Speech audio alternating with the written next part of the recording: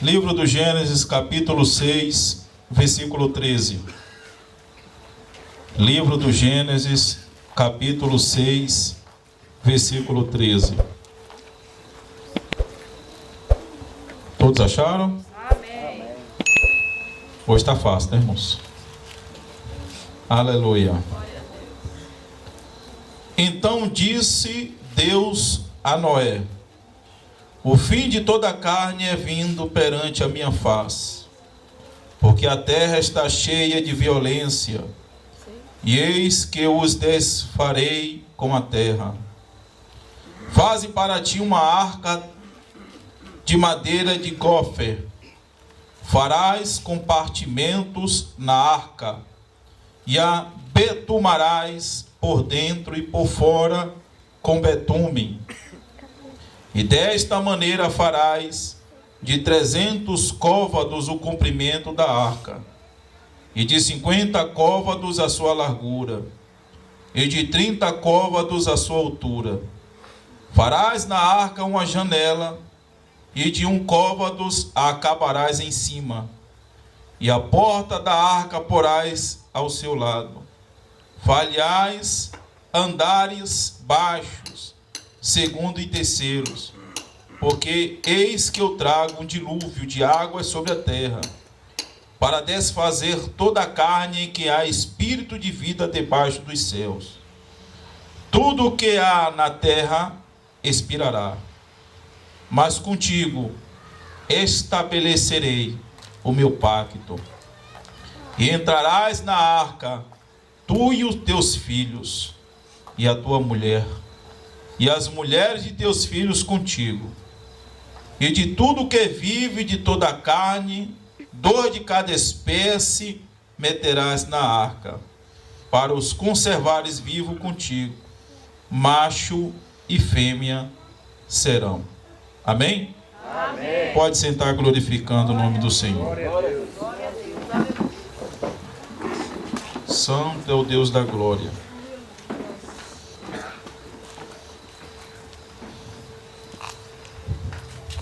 Aleluia, glória a Deus.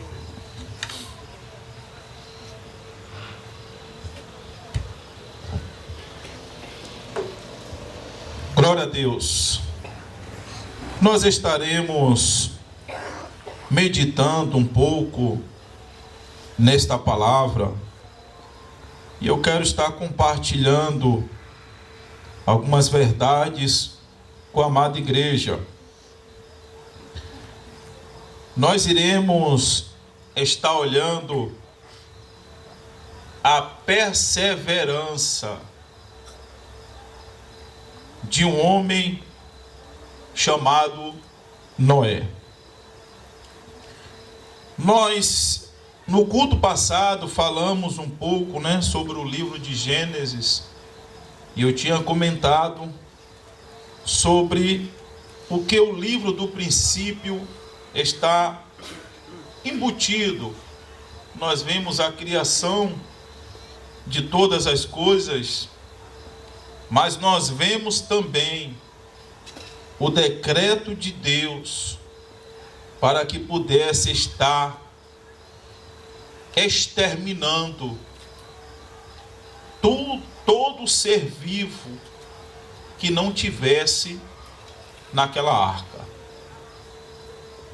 A palavra de Deus vai dizer que Deus olhou para a face da terra, e nos capítulos anteriores, um texto bíblico estará falando que Deus se arrependeu de ter feito o homem. Umas traduções dos nossos tempos atuais vai dizer que houve um entristecimento em de como o homem se chegou a ficar. A maldade, a violência, a depravação se cresceu no mundo. E Deus, Ele procura um justo na terra, e Ele acha um homem chamado Noé. E eu quero falar um pouco sobre a vida deste homem. Glória a Deus. Noé, mesmo com a depravação daquela época, Noé, ele não parou de estar construindo a arca. Aleluia. Deus, na passagem que nós lemos, vai estar descrevendo o povo como perverso e tinha imaginações perversas.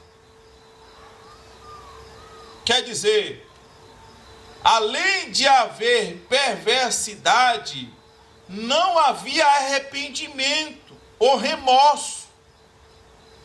Eles traziam imaginações perversas. Quer dizer, o tempo que eles tinham para estar refletindo, eles tinham para pensar em coisas piores do que eles estavam fazendo. Porque isso tomava a sua imaginação. A imaginação do perverso era fazer mais ainda perversidade. O que estava estabelecendo na sua cabeça, a estrutura era de como seria mais perverso naquela época. Glória a Deus. E a gente vai ver que a imaginação, ela vai estar decorrendo um planejamento para depois a execução. Quer dizer, por mais que eles tivessem feito a perversidade, a imaginação deles estava fazendo projetos, planejando para que estivesse dando continuidade mais ainda à perversidade. Então a gente vai ver como Deus está olhando a condição do ser humano na época de Noé. As pessoas, elas estavam fazendo o mal por causa do que elas se tornaram. O mal, ele é feito porque as pessoas têm colocado imaginações perversas na sua mente e assim elas vão e fazem, porque elas são perversas. Glória a Deus. A palavra que nós lemos vai dizer que Deus está falando que o mundo estava cheio de violência. Quando as pessoas imaginam perversidade, elas são violentas na sua prática. Vai ser incluído no seu comportamento. E a gente vai ver que Deus está olhando a sua criação, a que ponto se chegou, a que ponto está se deparando. Porque às vezes a gente pensa no nosso interior, em dizer, mas que Deus é esse que aniquilou a humanidade na época de Noé? Mas eu quero dizer para você o ponto que chegou. Mas antes de ele olhar a terra, antes de ele destruir a terra, ele traz também os seus olhos fintados naqueles que mesmo nesta época estavam buscando a ser homem justo, fazer o que era correto, ter imaginações boas. Aleluia. Eu quero dizer para você que a época era uma época de depravação. Glória a Deus. O caráter e a conduta, ela vai ser produto dos nossos pensamentos. Porque o que está na nossa cabeça, isso se gerar em ação. Planejará e executará. Olha o que Mateus, no capítulo 15, 11, vai dizer. Não é o que entra pela boca que contamina o homem, mas o que sai da boca, isso contamina o homem. Mas o que sai da boca, sai do coração e contamina o homem. Não é alimento que está contaminando, porque a gente come algo que não é bom para comer, e a maioria disso é jogado jogado para fora, porque o nosso organismo joga o lixo para fora. Mas aquilo que está guardado no nosso coração, é isso que muitas das vezes está contaminando as pessoas que estão à volta. E essa contaminação muitas das vezes é a violência, porque aquilo que está na imaginação, que é falado, muitas das vezes é praticado também. E é por isso que é necessário nós guardarmos os nossos pensamentos em Deus. Porque naquela época a perversidade aconteceria, mas se não houvesse agora pensamentos que fossem puros, buscasse os seus olhos a encontrar coisas que eram puras, para que pudessem tirar isso do coração, o homem estava se tornando depravado e violento. Olha como se achegou. Eles se tornaram escravos dos seus desejos e das suas imaginações. Não tinha nada para poder estar confrontando essas imaginações. Glória a Deus. A gente vai ver que a carne aqui estava sendo aflorada. Estava dando lugar à vontade e os desejos pecaminosos. A maioria das pessoas, ela quer ser informada de que está fazendo certo e fazendo errado. A maioria, ela pensa dessa forma, ela está fazendo errado, mas ela quer encontrar a pessoa e dizer para ela, quer falar assim, não, você está fazendo certo, é isso aí mesmo. A sua esposa, ela merece isso, ela falou isso, ela merece isso. O seu irmão falou, ele merece isso. Quem esse chefe está pensando que ele é? Ele merece isso. Porque muitas vezes a maioria das pessoas são assim, está andando no caminho errado. E quando você, que é um amigo verdadeiro, diz a verdade para ela, ela para de andar com você e vai procurar pessoas que falem aquilo que é errado, que ele está certo. Se nós olharmos a condição que se achegou no tempo de Noé era essa, não está certo mesmo. Vamos matar, vamos crucificar, estou junto com você para fazer o mal, mas nunca para fazer o bem. Eles estão clamando para que as suas ações sejam dadas como verdadeiras e não como erradas. Presta atenção, vou chegar onde eu quero. O pecador, ele quer ser informado de que ele não é culpado do seu pecado.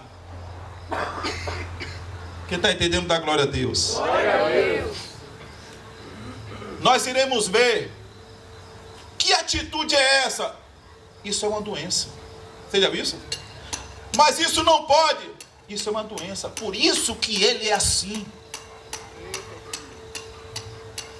É uma doença que toma a mente dele, o coração, e ele é tomado por impulso. Precisa existir um tratamento. Por quê? Porque na verdade quer tirar a responsabilidade da verdade sobre essa pessoa, porque as suas imaginações estão sendo levadas para o seu coração e está sendo praticada. E ela quer ouvir que aquilo ali é algo que está trabalhando em sua mente e dizer, a gente entende você. Coloque a culpa no Paulinho. Coloque a culpa no Gabriel. A culpa é do seu marido, a culpa é da sua esposa, a culpa é do seu patrão, a culpa é do pastor daquela igreja que está em construção. A culpa é de Jonathan que está na bateria, Jonathan. A culpa sempre vai ser do outro, é a realidade do tempo do dilúvio. Por quê? Porque o pecado, a transgressão, aquilo que está fazendo errado não pode aparecer. O que tem que aparecer é outra pessoa e não o ato em si. Diga aquilo que é errado, que seja certo. A carne, ela quer sentir que o certo é errado.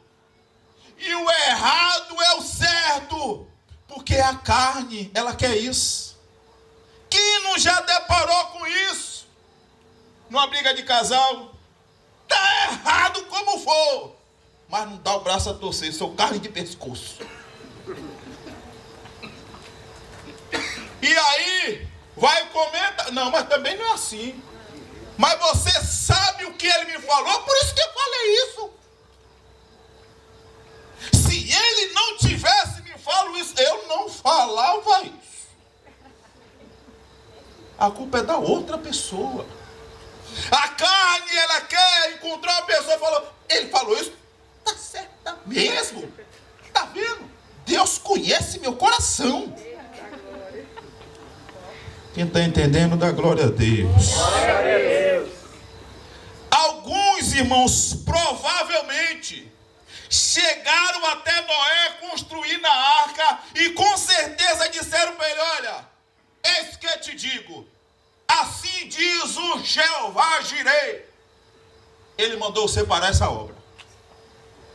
Pode ter certeza que teve um profeta de dizer lá, rapaz, Deus mandou você parar.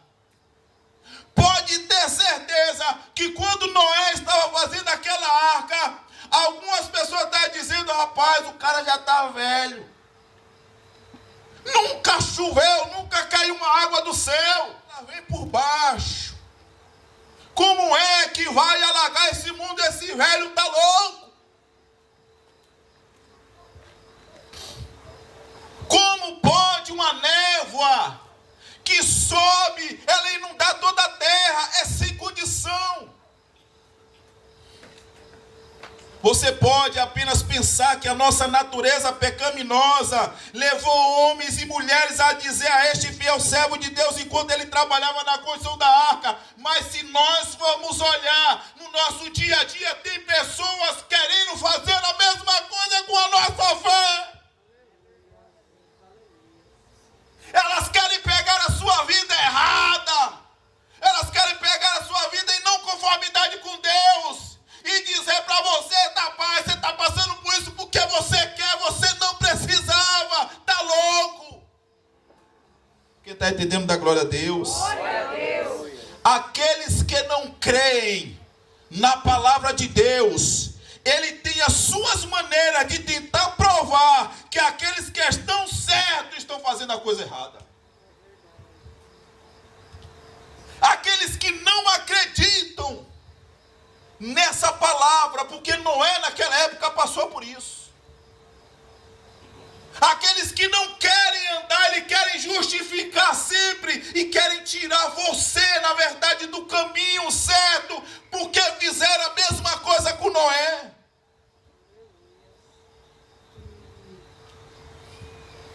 Observe aqui o que Paulo escreveu na primeira epístola de Timóteo, capítulo 4, versículo 11. Ora, o Espírito fala expressamente que nos últimos tempos alguns apostatarão da fé, dando ouvidos a espíritos enganadores e doutrinas de demônios. Não sou eu que estou falando, não, é Paulo já 2000 anos atrás. Estava se falando que haveria espíritos enganadores e no final do tempo haveria doutrinas de demônios. São pessoas que estão no nosso contexto cristão, que estão abrindo templos e dizendo, olha, aquele velho está louco, não tem necessidade de aonde que vai cair. Não é necessário isso. Para que isso? Para que aquilo? Querendo trazer a mentira como verdade. Mas Paulo deixou escrito para nós e dizendo, olha, se existe o verdadeiro, existe o falso também. Satanás, ele sempre vai tentar neutralizar o que Deus faz através de falsificação. Tem crente que está pensando que não tem igreja que é do cão, não. No nome de evangélica, mas de evangélica não tem nada, aleluia. O diabo, ele está também no nosso meio religioso e de grande estilo, trazendo aquilo que a carne almeja. É aquele erro que a gente está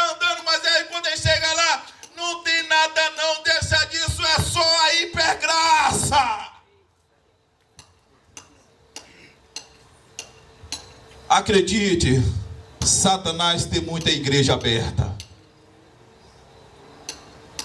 Eu vou lhe provar isso. Primeira epístola de João, no capítulo 4, versículo 1, diz assim, ó: amados, não creiais a todo espírito.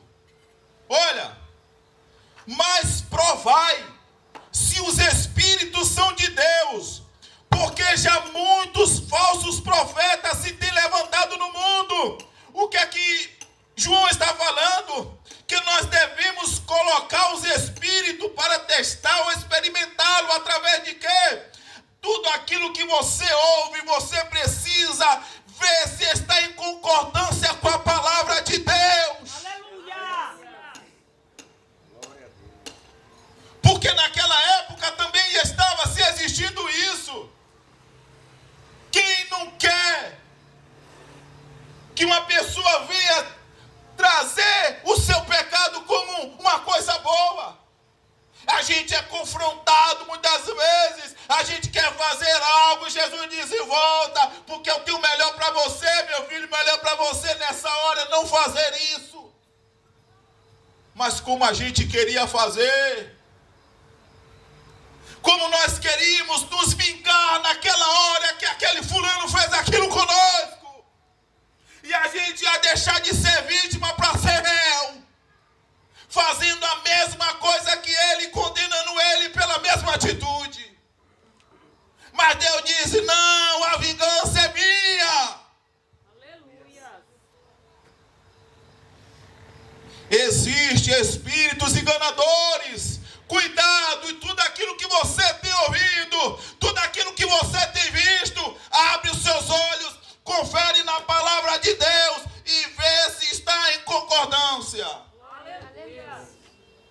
Meu filho Gabriel, eu assisto as pregações dos irmãos, viu? Eu assisto. Eu vi a pregação de Gabriel, tinha muito vento, mas deu para ouvir. E uma coisa ele falou, meu Deus, aquilo ficou gravado na minha mente. Eu gosto de ver meu filho pregar. Ele disse assim: a pessoa está na igreja, ela sai, rouba, mata, usa droga, faz tudo. Aí quando vai para a igreja, um ex-traficante. Rapaz, a igreja faz: rapaz, vai um ex-traficante lá na igreja. E a gente tem essa pessoa como super-herói. Quer dizer, o cara estava aqui quando tudo saiu, aprontou, veio para cá. Graças a Deus pela sua graça. Mas a gente não valoriza aquele que nasceu, cresceu e nunca se perdeu. Aleluia! Não, esse daí não... Gabriel, tá no teclado. Aí faz o que, Gabriel? O do teclado. Mas quando fala, o ex-traficante, rapaz...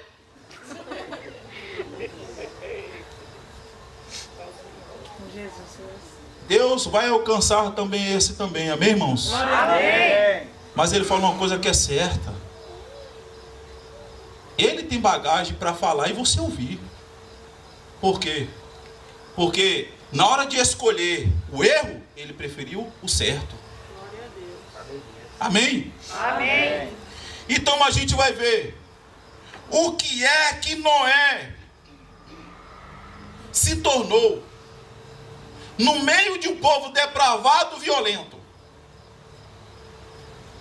Primeiro, Noé, ele se tornou um pregador da justiça. Porque você ser justo no meio da congregação, irmão, ó, aleluia. Por mais que a gente tenha divergências em alguns pontos, mas nós estamos buscando a mesma coisa, agradar o nosso Senhor. Mas Noé, ele foi justo no meio de pessoas injustas, pessoas ímpias.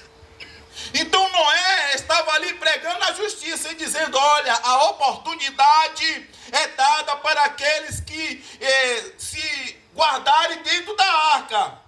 Enquanto lá Deus ele está trazendo misericórdia, Deus ele está falando que ele vai vir, vai trazer o dilúvio. Então ele estava pregando a justiça, estava vivendo a justiça, colocou a sua família para viver essa justiça. Ele era o pregador da justiça de Deus sobre a terra. Segunda coisa, a gente vai ver que o dilúvio ele não veio do dia para o outro. Quando muitas das vezes a gente chega para uma pessoa e fala, olha, não vai por esse caminho, nem sabe de nada, está ficando velho. Ó, o pastor é antigão. Ó, irmão Sandro era um tipo de Noé. Sabe de nada. Mas a gente vai ver que Noé estava ali apregoando a justiça. Mas isso não veio de um dia para o outro. Isso só veio se concretizar depois de 120 anos. Mas ele lá, continuando, falando, construindo a arca e falando da justiça de Deus. Ele falou, advertiu aquele povo sobre o julgamento que viria. Ele estava pregando enquanto estava construindo a arca. A gente vai ver também que Deus colocou pessoas para estar junto com ele, seus filhos. Para estar junto com ele. Porque, irmãos, nós temos, graças a Deus, irmãos, nós temos uns aos outros. Por mais dificuldade que a gente passa, ainda mais a igreja aqui que é unida, um toma conta do outro. Eu fico maravilhado, a preocupação e o cuidado que um tem pelo outro aqui. E a gente tem que dar graças a Deus, dê graças a Deus pelo seu irmão. Dê graças a Deus pela sua missionária, pelo diácono, pelas pessoas que estão aqui fazendo com que isso aconteça e está orando, intercedendo. Porque muitas das vezes você não pode estar orando, mas eles estão orando por você.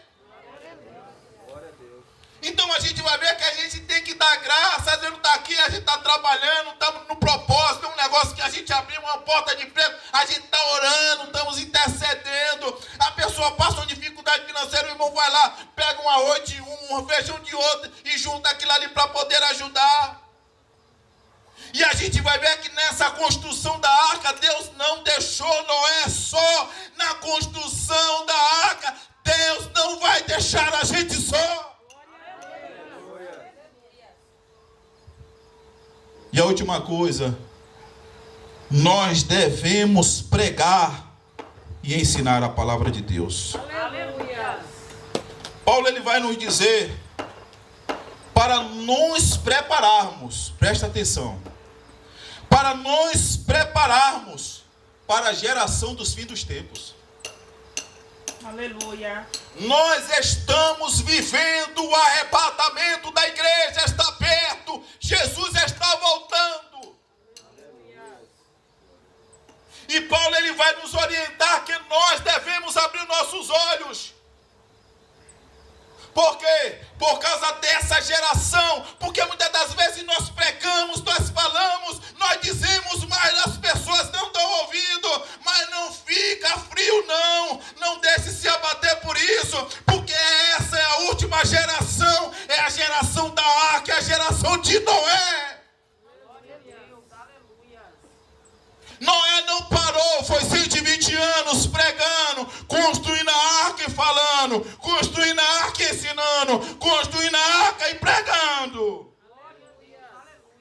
A geração de Noé não quis ouvir, aleluia.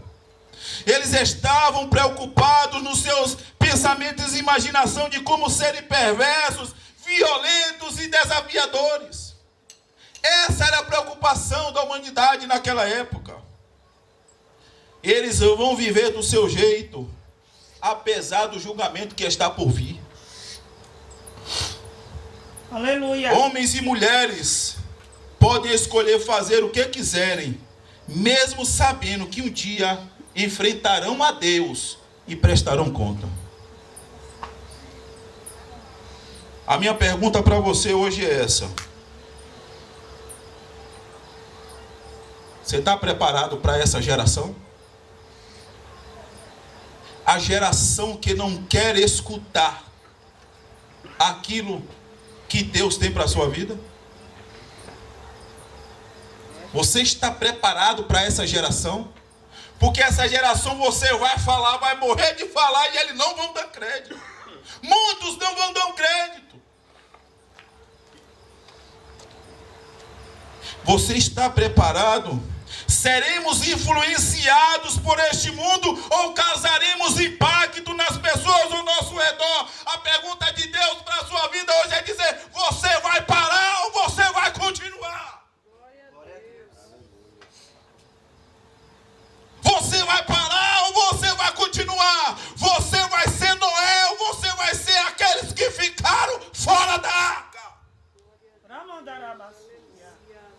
Aleluia. Deixa quem quiser ficar fora, fica dentro você e continue falando. Meu Deus! A geração é a geração do arrebatamento.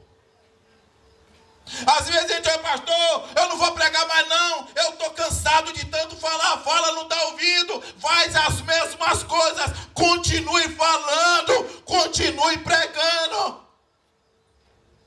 Porque Jesus está voltando e Jesus irá levar, quer essa pessoa querer ou não, Jesus está com a sua arca pronta e vai levar o seu povo. Eu quero dizer para você que você representa algo na humanidade. Igreja. Noé, ele foi um tipo de um salvador. Porque a palavra da justiça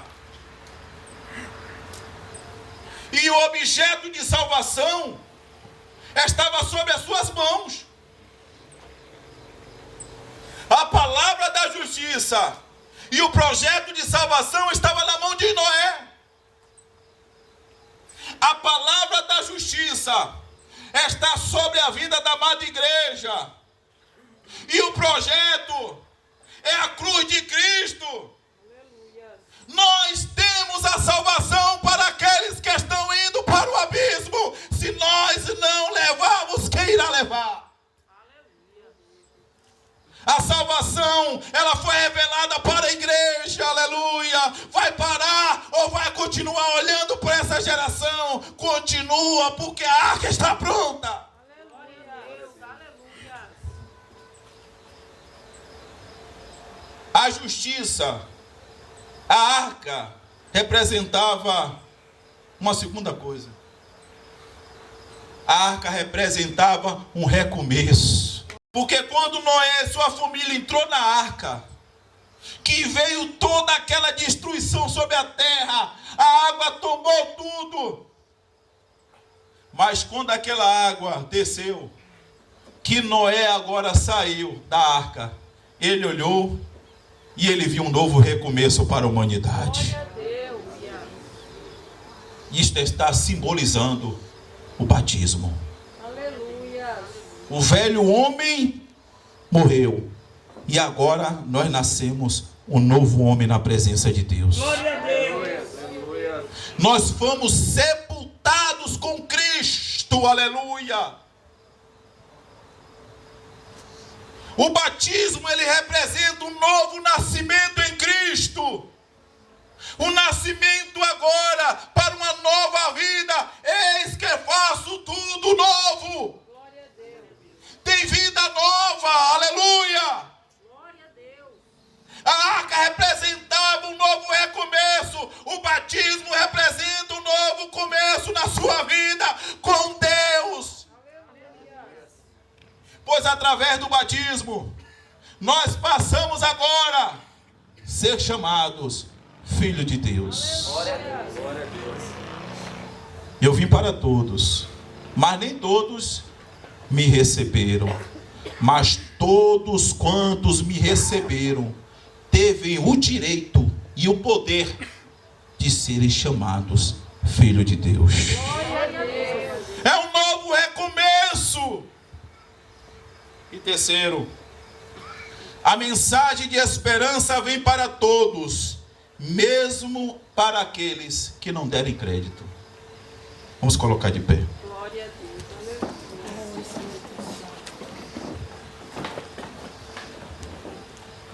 Só existe duas opções: ou está dentro ou está fora. Quem é você? É o que vai entrar na arca o que é que vai ficar fora da arca? Porque aqueles que ficaram fora, que zombaram de Noé, que acharam que aquilo nunca iria chegar, o tempo, 120 anos se passou, mas o dilúvio veio, assim como aquele pregador estava falando. Noé representava a boca de Deus sobre a terra. Deus está perguntando a você: quem é você? Você é Noé? Ou você é aquele que fica fora? Deus está dizendo: não desista, continue falando da arca. Enquanto a arca estiver sendo construída, continue falando da justiça. Porque se você olhar para aqueles que não estão dando crédito, você vai parar de construir a arca. E Deus não quer isso para a sua vida. A palavra de Deus está com você.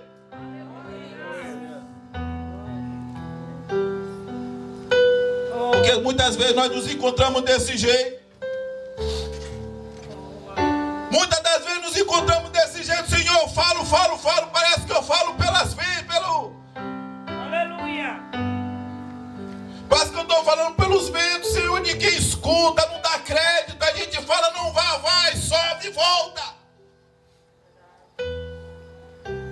Mas Noé não parou. Glória a Deus. Noé não desistiu. Noé continuou, mesmo por causa da depravação, da violência. A gente tem que entender que esses tempos é o tempo de apostasia dos últimos dias da igreja sobre a terra. E nós devemos colocar em nossa mente: a gente é aquele que vai entrar na arca.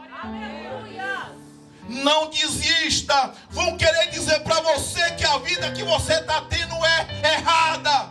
Vão querer dizer que essa verdade é mentira, que você não precisa viver isso, não precisa viver dessa forma. A mesma coisa também falaram para ele. Com certeza veio profecias também. Assim é que eu te digo, a palavra tem que estar em concordância com o que a Bíblia diz. Se não é enganador, é falso profeta, é mentiroso. Satanás é o pai da mentira, mas Deus é o pai da verdade. Jesus disse: eu sou a verdade, eu sou o caminho, eu sou a vida. Ninguém vai ao Pai se não for por Ele. Só Jesus nos leva para a segurança e para uma vida nova. É só pela verdade. Fecha teus olhos. Senhor Deus da glória, Pai eterno, Deus, muitas das vezes desfalece as nossas forças, Senhor. Quando olhamos, Senhor, essa geração que a cada dia tem dado as costas, Senhor, para a Tua palavra. Pai querido, não tem temor, cada dia tem crescido a violência. Mas nós entendemos que a igreja, ela tem um papel na terra, que é conservar o mundo. Aleluia. Continua dando força, fé a teu povo, e que vem entender que é o povo da arca, para não olhar para isso. Para fechar a pregação, o filho pródigo estava dentro da casa do pai. Você sabe o que é que fez o filho pródigo sair da casa do pai, Paulinho? Foi que na casa do pai ele não achava o que tinha lá fora. O que fez ele sair da casa do pai, que ele se encantou pelo mundo lá fora, o procedimento do mundo, e na casa do pai não tinha. E fez ele sair da casa do pai. Mas quando ele foi lá para fora, ele começou a ver que lá fora o mundo é violento, é depravado, e não está nem aí para as pessoas. Os valores são outros. Ele lembra: na casa de meu pai até os servos vivem melhor do que eu aqui fora. Eu era valorizado e não sabia. Mas quando ele voltou para a casa do pai, ei, escuta, a casa do pai também não tinha mudado, nem uma vírgula sequer, estava do mesmo jeito.